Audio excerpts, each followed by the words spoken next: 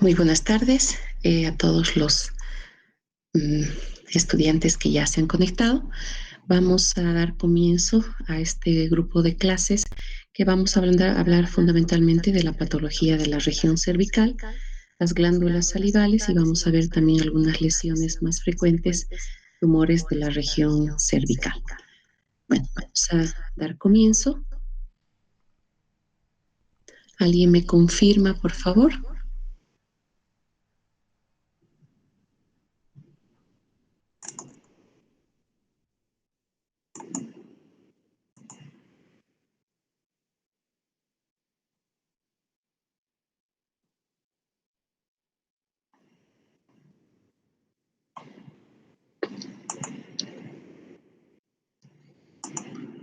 ¿Alguien, por favor, me confirma que están viendo la pantalla? Se ve, doctora, la pantalla. Perfecto. Comenzamos entonces. Vamos a ver el día de hoy el concepto anatomoclínico de la región cervical. ¿Cuáles son nuestros objetivos para esta clase? Vamos a ver al inicio reconocer los principales reparos anatómicos de la región cervical. Es decir, si bien no vamos a hacer una clase de anatomía de la región cervical con todas sus estructuras y todas sus partes, vamos a enfocarnos fundamentalmente a recordar cuáles son los reparos anatómicos principales en esta región. Luego vamos a relacionar la anatomía con las patologías quirúrgicas prevalentes de la región cervical y vamos a aprender a cómo se realiza el examen físico de la región cervical de una forma adecuada.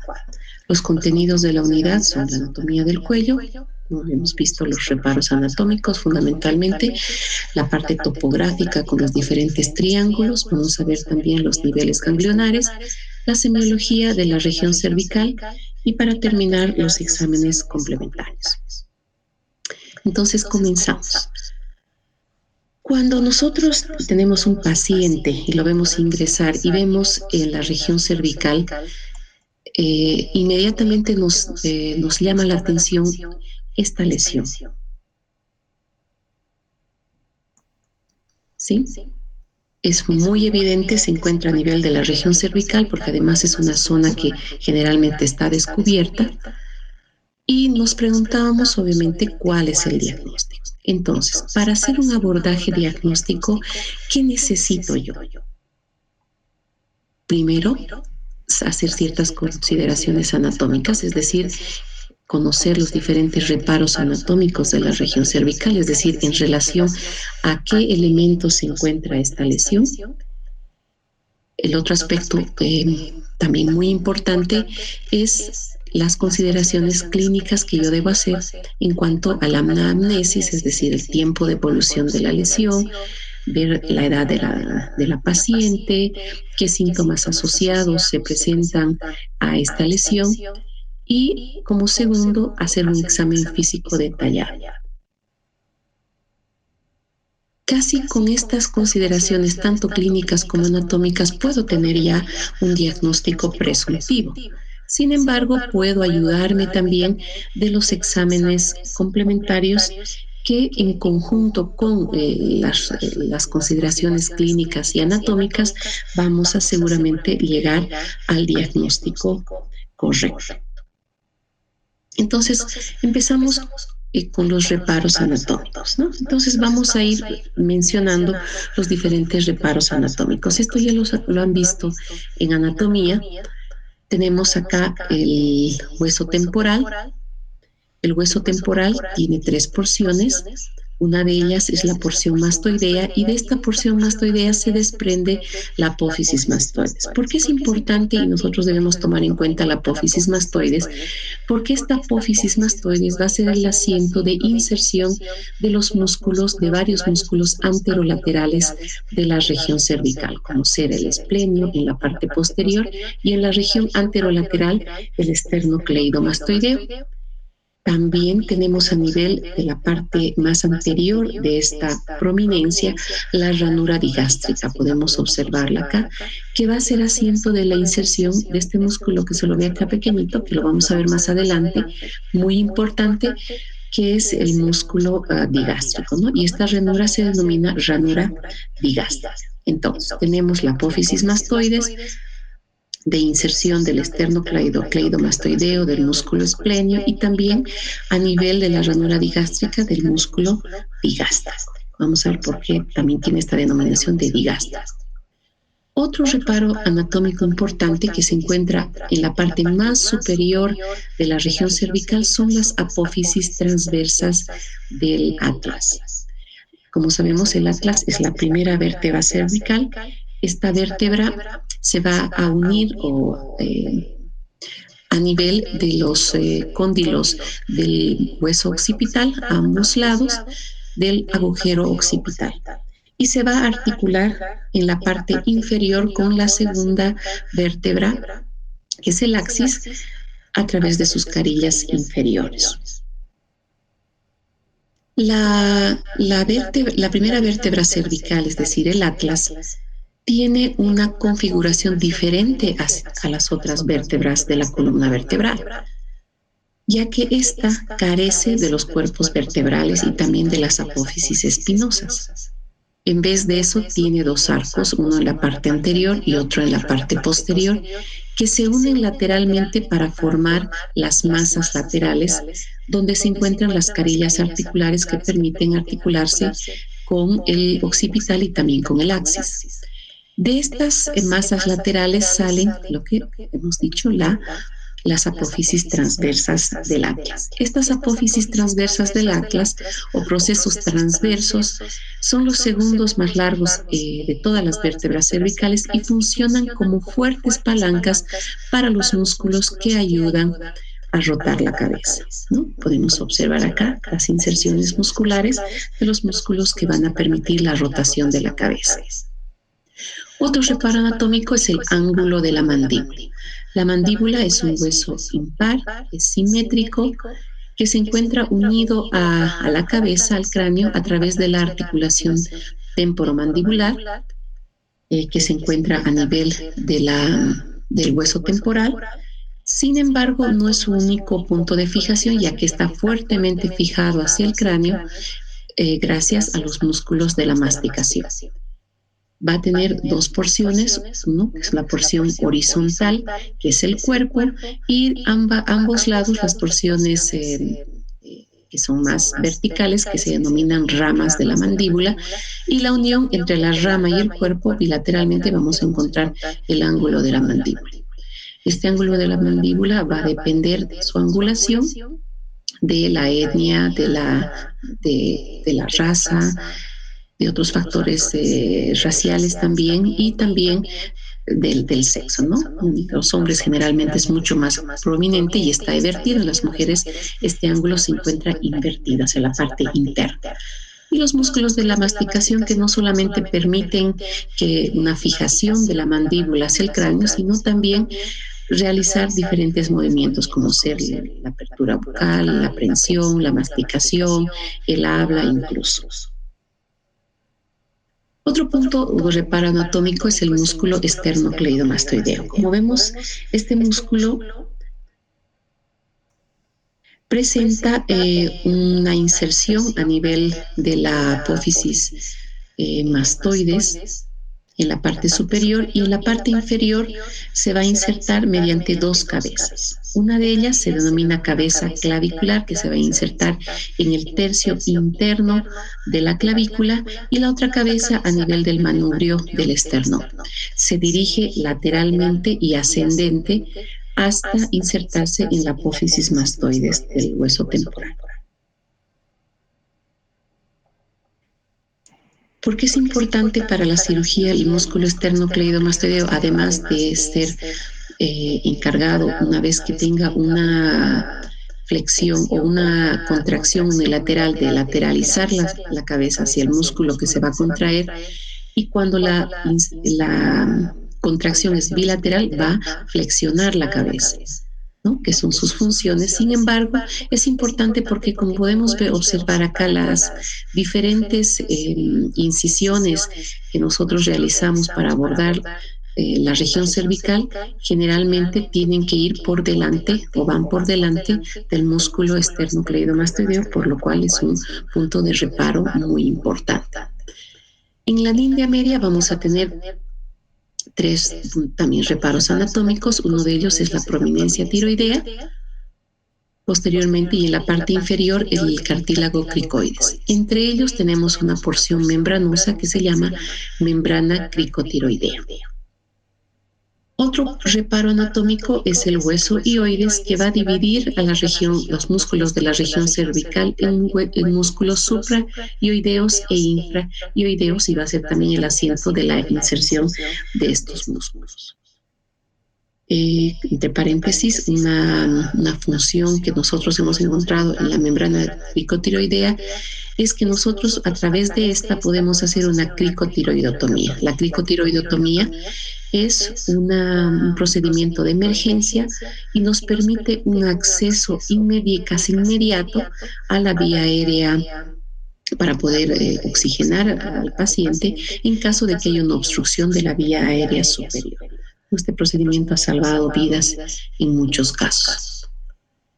Tenemos las clavículas, que son unos huesos que se encuentran en la parte superior del tórax, que este hueso está en ambos lados, es un hueso par, y se va a insertar en la parte medial, en el manubrio del esternón, y en la parte lateral, en la escápula, y es un hueso que permite una unión entre lo que es el miembro superior y el tórax, y también permite diferentes movimientos a este nivel.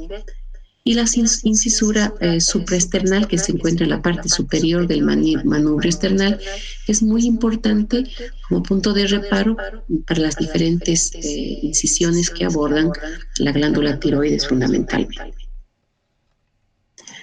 Posteriormente tenemos a este músculo, que es el músculo cutáneo del cuello, que es un músculo plano, alargado, que se inserta en la parte superior, en los músculos que están en la parte superior del tórax, también del hombro, también a nivel de la clavícula, y asciende uniéndose hacia la línea media, y se inserta a nivel de la mandíbula, a nivel también de la piel, que están alrededor de los labios, al lado de los labios.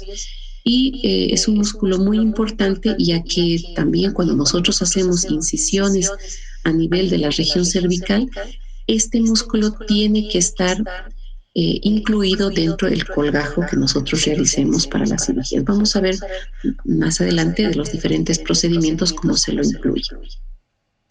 Otro reparo anatómico importante es la vena yugular externa. Generalmente esta discurre en forma oblicua sobre el músculo esternocleidomastoideo a nivel desde el ángulo de la mandíbula. Esta vena se forma de la vena retromandibular y la vena auricular posterior, que se unen dentro de la glándula parótida.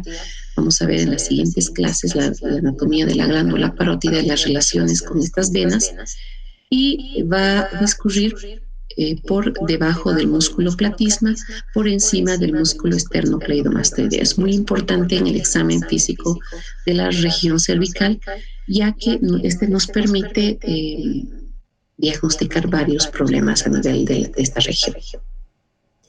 Tenemos la glándula parótida, vamos a ver con detenimiento cuando nos toque ver, y el hueco supraclavicular. En la profundidad del hueco supraclavicular se encuentra el nervio espinal, y se encuentra entre el borde anterior del músculo trapecio y el borde posterior del músculo esternocleidomastoideo. Entonces habíamos visto el hueso hioides, que es un hueso móvil, a diferencia de otros en el organismo. Este no se encuentra articulado, y va a ser el punto de inserción para los músculos que habíamos mencionado anteriormente, suprahioideos, y también para los músculos infrahioideos. Entonces, existe dos músculos que son importantes de mencionar en este momento, que son el músculo digástrico. Habíamos visto que en una porción se va a insertar en la apófisis mastoides, se dirige hacia la parte inferior y anterior, y tiene un tendón de inserción a nivel del hueso hioides, y posteriormente tiene otro vientre que va a ascender y se va a insertar a nivel del borde inferior de la rama de la mandíbula.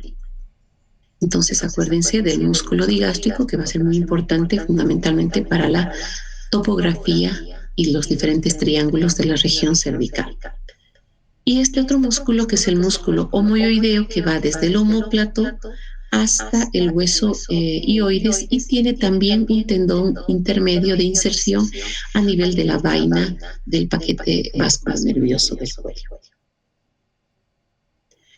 Aquí podemos ver el nervio hipogloso que se encuentra en la parte superior. Tenemos el paquete vasculonervioso y el nervio frénico, simplemente mencionarlo en este momento. Como podemos ver a nivel de la región cervical, los músculos van a estar envueltos de diferentes fascias. Estas fascias van a dividirse en tres grupos.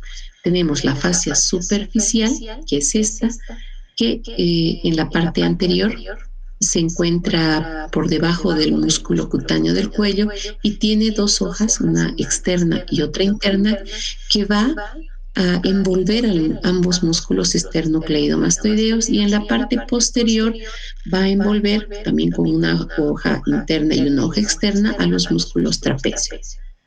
Después tenemos la fascia media. Esta fascia media va a envolver los músculos infrahioideos. Y la fascia profunda, que es esta en color anaranjado, que va a cubrir los músculos o paravertebrales.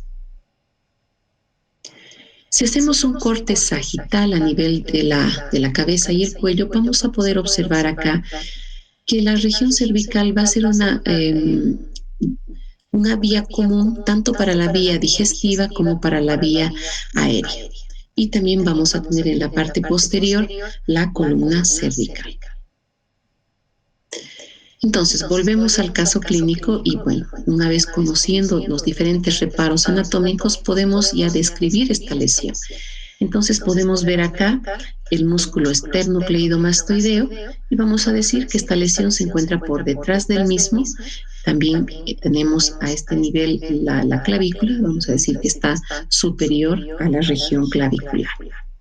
Pero tal vez todavía no es suficiente para poder describir adecuadamente esta lesión y para eso, tomando los diferentes puntos anatómicos, vamos a hacer una división topográfica del cuello. Entonces, vamos a ver que la región cervical puede dividirse según los reparos que hemos mencionado con anterioridad en diferentes triángulos. Ya tenemos acá nuevamente los reparos que hemos mencionado: la apófisis mastoides, el músculo trapecio, la clavícula, en la línea media el cartílago tiroides, el hueso hioides, el borde inferior de la mandíbula. Por otro lado, el esternocleidomastoideo y el músculo que habíamos visto anteriormente, el músculo digástrico, que se insertaba en la apófisis mastoidea, tenía un tendón de inserción a nivel del hueso hioides y que ascendía para insertarse en el borde inferior del cuerpo de la mandíbula. Por otro lado, el músculo homoioideo, que iba desde el hueso hioides hacia el omóplato con un tendón de inserción también a nivel de la fascia que va a envolver al paquete vasculonervioso de la región cervical. Entonces, estas estructuras anatómicas nos van a permitir hacer una división del cuello en 5 triángulos. ¿Cuáles son estos 5 triángulos? Vamos a iniciar por el más sencillo. Se encuentra el triángulo posterior. ¿Cuáles son sus límites? El músculo esternocleidomastoideo, el músculo trapecio en la parte posterior y en la parte inferior la clavícula. Entonces, estos son los límites del triángulo posterior, el primer triángulo que vamos a mencionar. Posteriormente tenemos el triángulo carotidio superior. ¿Cuáles límites son? El vientre posterior del músculo digástrico, en la parte inferior el músculo homoioideo y en la parte posterior el borde anterior del músculo esternocleidomastoideo. Aquí tenemos entonces el triángulo carotidio superior. ¿Por qué tiene este nombre? Porque vamos a ver que a este nivel se encuentra el paquete vasculonervioso, los grandes vasos de la región cervical, como podemos ver en esta imagen. Posteriormente tenemos el triángulo carotídeo inferior, cuyos límites son el músculo omoioideo, el borde anterior del músculo esternocleidomastoideo y en la parte anterior la línea media, ¿no? Aquí vamos a encontrar generalmente que está en relación con los músculos infraioideos y la glándula tiroides. Posteriormente tenemos al triángulo submentoniano, que está limitado en la parte superior por el cuerpo de la mandíbula, en la parte posterior el vientre anterior del músculo digástrico y en la parte inferior la línea media. Vamos a ver que en este triángulo submentoniano se encuentra, tiene una relación muy íntima con la glándula submaxilar. Y posteriormente tenemos el triángulo digástrico. El triángulo digástrico que se encuentra limitado en la parte superior también por el cuerpo de la mandíbula, parte de la rama también, y en la parte inferior el vientre posterior del músculo digástrico y en la parte anterior el vientre anterior del músculo digástrico, ¿no? Tiene su denominación porque se encuentra justamente por enmarcado por el músculo digástrico. Entonces, aquí tenemos los 5 triángulos de la región cervical. Vamos a ver que en el triángulo digástrico se encuentra en relación también hacia la glándula submaxilar y parte de la glándula parótida. Muy bien, entonces tenemos el caso clínico y vamos a ver en qué triángulo se encuentra esta lesión. Si alguien puede mencionar. El triángulo posterior. Exactamente, ¿no? Perfecto. Tenemos que se encuentra a nivel del triángulo posterior. Esta lesión, ¿a qué nivel se encuentra? ¿Alguien puede decirme?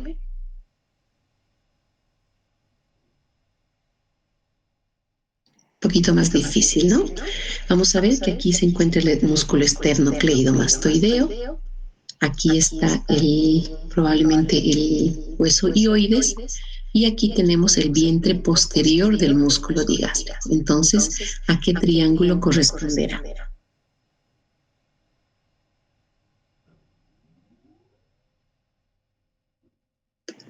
Estaba tan fácil, es el triángulo carotídeo superior. Fíjense, vientre posterior del digástrico, el músculo omoioideo y el músculo esternocleidomastoideo, el triángulo carotídeo superior. Este está más sencillo. ¿A qué triángulo corresponderá?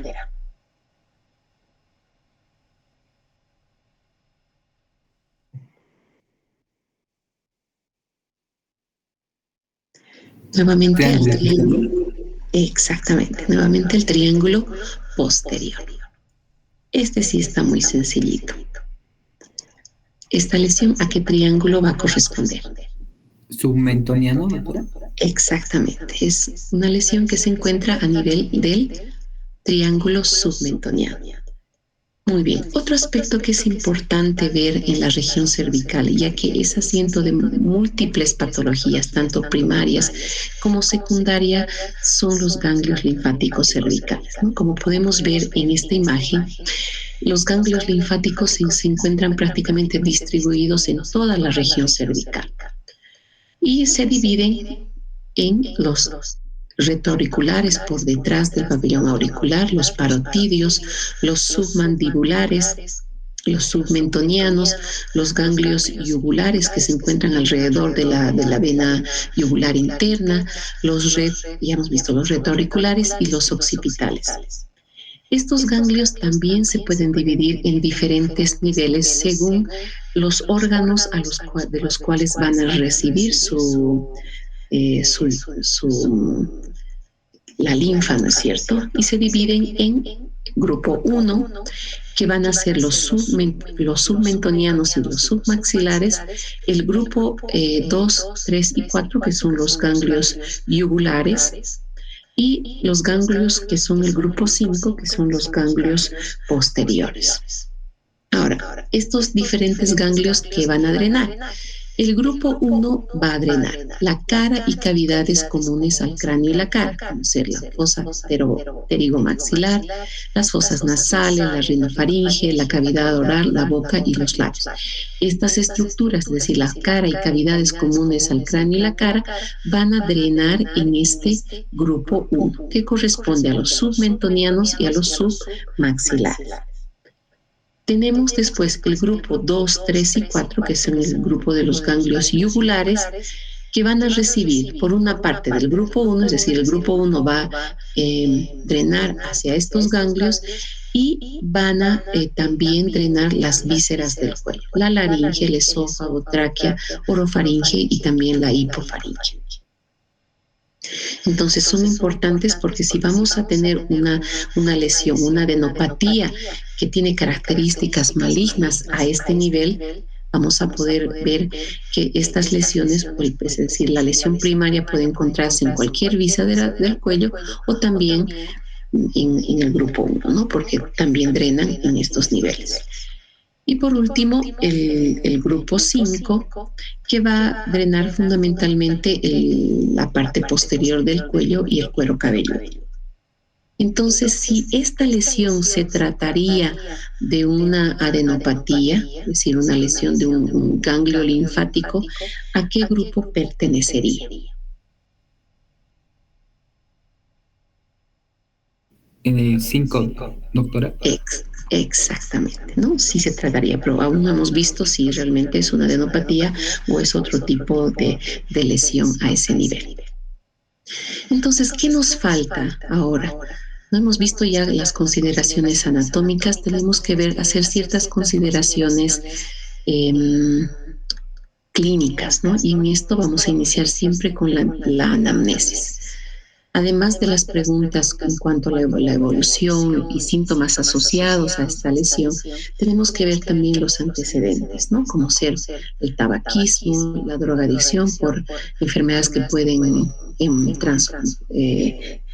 transmitirse por la sangre, transfusiones sanguíneas, si hay un medio epidemiológico para la tuberculosis, que es una causa muy frecuente de lesiones ganglionares, y tratamiento odontológico reciente debido a las adenopatías que pueden darse por infecciones a nivel dentario.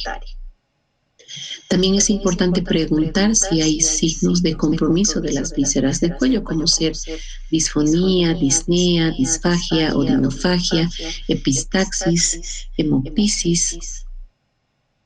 Ahora, ¿qué características vamos a buscar? Cuando nosotros tenemos una lesión súbita, que va acompañada de fiebre, que hay datos, que hay flogosis, esto significa datos inflamatorios, rubor, calor, dolor, y en un paciente joven, nosotros siempre debemos pensar en una adenitis reactiva, es decir, un proceso inflamatorio del ganglio debido ya sea a un proceso inflamatorio que se encuentra en el territorio de drenaje de ese ganglio. Si nosotros, sin embargo, tenemos una lesión súbita, única, que no es dolorosa, no tiene datos inflamatorios en un paciente joven y que no progresa, es una lesión que aparece de la noche a la mañana y no es progresiva, vamos a pensar en una lesión congénita. Vamos a ver más adelante qué lesiones congénitas tenemos al nivel cervical. Ahora, si tenemos una evolución lenta y que es progresiva, es decir, que hay un crecimiento progresivo, que en un principio puede ser asintomático, pero posteriormente puede tener dolor de difícil control que se propaga a otras regiones, siempre debemos pensar, especialmente en pacientes añosos, en una neoplasia primaria o secundaria. ¿Sí? Entonces, vamos a ver esos datos clínicos. En cuanto al examen físico, cuando nosotros hacemos el examen físico de la región cervical, generalmente lo hacemos por la parte anterior, ¿ya? También se puede hacer por la parte posterior, pero generalmente se hace por la parte anterior. Y vamos a ver la forma general al inicio, ¿no? Si hay alguna desviación de la columna cervical, o de la cabeza o de la cara hacia algún lado en particular, bueno, eso nos puede llamar la atención inmediatamente. Posteriormente vamos a examinar la piel en busca de cicatrices por antecedentes, por ejemplo, en este caso es una cicatriz post una.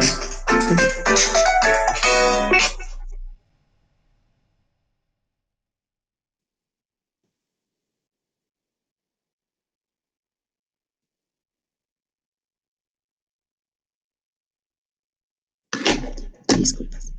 ¿No? Por ejemplo, en este caso es una cicatriz post una tiroidectomía, presencia de trayectos fistulosos que pueden supurar secreciones o datos inflamatorios con flogosis, es decir, calor o fluctuación, etcétera, ¿no?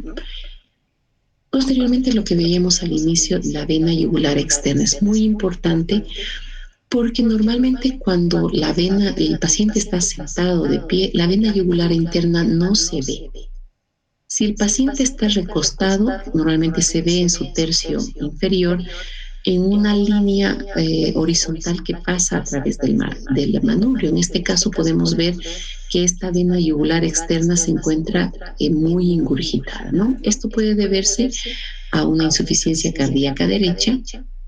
También generalmente se ve en los taponamientos cardíacos o en una pericarditis constrictiva, es decir, no permite un retorno venoso adecuado y esto hace que aumente la presión y esta vena se encuentra ingurgitada. Entonces, cuando tengamos en presencia de la ingurgitación de la yugular externa, vamos a pensar y descartar estas tres patologías. El pulso arterial generalmente es visible y palpable a nivel del tercio medio por delante del músculo esternocleidomastoideo y vamos a ver las características del pulso, como ser la frecuencia, el ritmo, es decir, por ejemplo, si existe una fibrilación auricular, el pulso va a estar arrítmico o la presencia de extrasístoles y también la amplitud de la onda de presión, ¿no? Que puede indicarnos, por ejemplo, una anemia severa cuando esta amplitud está aumentada o los pacientes que tienen hipertiroidismo también va a estar aumentada. Posteriormente vamos a ver el pulso venoso y digo ver porque este pulso en realidad no es palpable, es solamente visible, se ve como un frémito suave, difuso, ondulante a nivel del tercio superior del cuello, también por delante del músculo esternocleidomastoideo. Posteriormente se puede hacer la palpación de los ganglios linfáticos. Esto se realiza por la parte anterior, por la mano que va a quien no va a examinar, va a sujetar la cabeza por la región occipital y va a hacer una ligera flexión hacia el lado que estamos examinando. En este caso vamos a ir palpando los diferentes grupos ganglionares y anotando ciertas características que podamos encontrar en estos agrandamientos o adenopatías. Vamos a ver en cuanto al tamaño, la forma, la consistencia, la sensibilidad y la movilidad. Estos datos nos van a permitir también diferenciar que se llaman o se tratan de adenopatías agudas o enfermedades crónicas o también neoplásicas, dependiendo de estas características. Por ejemplo, si vemos el tamaño, generalmente las infecciones agudas son de tamaño grande, en las infecciones crónicas, enfermedades hematológicas o metastásicas son generalmente grandes. La forma en cuanto a las infecciones agudas, las adenitis reactivas son regulares. En las crónicas pueden ser regulares o irregulares. En cuanto a la consistencia, en las adenopatías agudas son elásticas, pueden ser pétreas o gomosas. En las crónicas, la sensibilidad generalmente en las adenopatías agudas es dolorosa. En las crónicas puede o no existir dolor dependiendo del tiempo de evolución.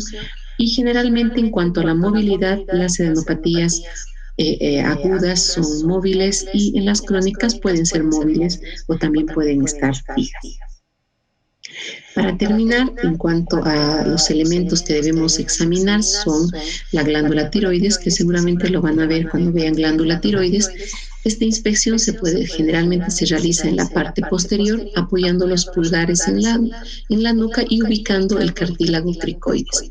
Vamos a ver que inmediatamente por debajo del cartílago cricoides se encuentra el istmo tiroideo y vamos a tratar de delimitar la glándula tiroidea viendo si hay un agrandamiento, si hay alguna lesión nodular en ella, y nos vamos a ayudar pidiéndole al paciente que degluta, ¿no? Entonces, en el momento de la deglución va a haber un ascenso de la glándula tiroides y nos permite hacer una mejor identificación. También se puede hacer este examen por la parte anterior.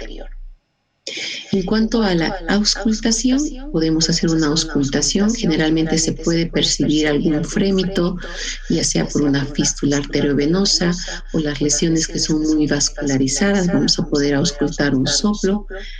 También vamos a examinar los diferentes músculos de la región cervical y posteriormente la movilidad de la columna cervical. Entonces, vamos a ver qué aspectos semiológicos tiene el paciente. Es una paciente de 20 años de edad, sin antecedentes de relevancia, con una tumoración en la región lateral del cuello, de forma esférica, de aparición súbita, acompañada de fiebre y flebosis local. Al examen del cuello presenta consistencia blanda, elástica, dolorosa al tacto y es una lesión móvil. Entonces, ¿pueden decirme cuál es el diagnóstico? Una adenopatía aguda, doctor. Exactamente, ¿no? Una adenopatía aguda, que normalmente lo llamamos como una adenitis reactiva, ¿sí? Se encuentra a nivel del triángulo posterior. Entonces sería una adenopatía del grupo 5, es súbito, presenta fiebre, flebosis, paciente joven. Vamos a ver que se trata de una adenitis reactiva, ¿no? Y como ustedes se han dado cuenta, una adenopatía aguda va a tener una forma regular, es doloroso y generalmente es móvil. Y efectivamente se trata de una adenitis reactiva. Sin embargo, si bien ya tenemos casi un diagnóstico casi seguro, vamos a ver que también podemos ayudarnos de diferentes estudios de imagen que nos pueden ayudar a precisar mucho más el diagnóstico, ¿no? Y uno de los estudios que jamás debe faltar para el estudio de la región cervical es la radiografía de tórax. Muchas veces existen lesiones en la región cervical, especialmente en la glándula tiroides, que pueden crecer dentro del tórax. Podemos ver acá una imagen que corresponde a un bocio intratorácico. Entonces es importante realizar una radiografía de tórax. La ecografía cervical es también muy útil. Podemos observar en esta ecografía la tráquea y los lóbulos laterales de la glándula tiroides y el istmo. Y los lóbulos de la glándula tiroides ya en una vista lateral, vertical. Entonces, la ecografía cervical nos va a permitir tener muchos datos respecto a la lesión que estamos estudiando. Vamos a ver si es una lesión, por ejemplo, sólida, como por ejemplo en una adenopatía, o quística, por ejemplo en un quiste tirogloso, por ejemplo, un quiste branquial, donde y también podemos ver lesiones que son mixtas, es decir, que tienen componente sólido y también componente líquido. Vamos a poder precisar el tamaño de la lesión. Vamos a poder ver si es una lesión única o tal vez un conglomerado de adenopatías, o existen lesiones acompañantes, como por ejemplo adenopatías alrededor de una lesión tumoral, y algo también muy importante que es la vascularización. Hay lesiones como el glomus carotidio, por ejemplo, que vamos a ver más adelante, que es importante porque son lesiones extremadamente vascularizadas. Otro estudio que nos permite es la tomografía computarizada de cuello y tórax, que permite establecer la extensión del tumor en cuanto a profundidad y la relación con estructuras profundas del cuello, incluidos los vasos y el plano. Si podemos ver acá una lesión que se encuentra en la parte inferior de la región cervical, casi entrando hacia el tórax, y vamos a ver que acá está desplazando los grandes vasos.